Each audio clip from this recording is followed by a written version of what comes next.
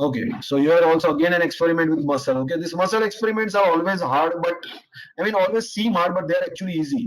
In first phase, there was this muscle. So whenever you shorten the muscle, okay, you are shortening the muscle by your own force in first phase. In second phase, you are basically increasing the weight of the muscle and you're lengthening the muscle. So in first phase, you're shortening, second phase, you're lengthening, and in third phase, you do not manipulate the muscle. So I have to draw it with a pen here. Okay, this is your normal muscle length. Okay, this is your normal muscle length. Now, in the first phase, you are shortening the muscle. Okay, and in the second phase, you are lengthening the muscle by attaching some weight here. You attach some weight here, 2.5 kg or whatever that is, but weight is attached. Okay, so this is your phase 1, this is your phase 2, and this is your phase 3. Now they're asking at the end of the study, you see that tension is higher in second phase than the first one. Why is it so? Why is it so? They're asking that. Okay, so what happens, whenever the muscle, you learn this, right, that whenever the muscle is at its rest, there is maximum overlap between actin and myosin, maximum. When you stretch it, the actin and myosin goes kind of, stretch it by your own force or by some weight, the actin and myosin kind of fall apart. So there is less content.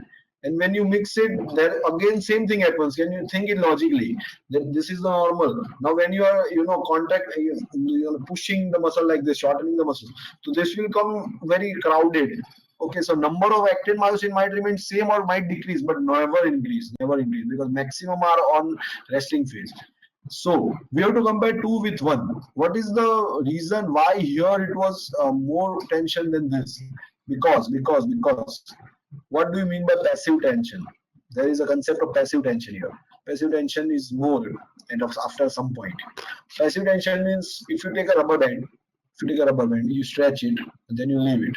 It will come into normal position. So that force it took by itself to come back to its relaxing position, that is known as passive tension. And the force we applied to stretch the rest, it is known as active tension. Okay. So here we gave an active tension, right? By this. So Newton's third law, I guess, an action has equal and opposite reaction, right? So we applied an active tension, so there was a great amount of passive tension, 2.5 kg passive tension here. Are you getting this? Physics. This is the muscle physics. But here, we applied a force in this direction. So the force was coming down and it wasn't that much.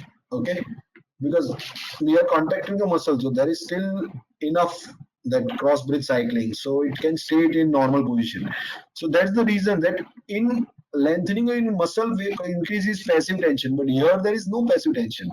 There is more actin myofibril cross bridges in phase 2 than phase 1. No, there is less, right? There is shortening of muscle in phase 1. Uses of ATP stores. No. We did it ourselves, right?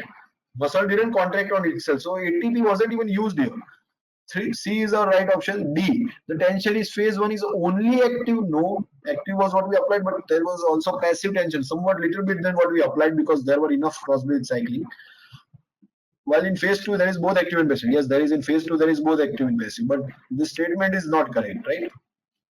And in E, shortening of muscle in phase 1 pulls the extended myosin filaments apart. No, the stretching case is apart. In this, it will rather lead to crowding, right? In phase 1, what type of tension is present? Both type of tension are present, Anushka, but the thing is, there is not an equal reaction. Newton's third law doesn't apply here.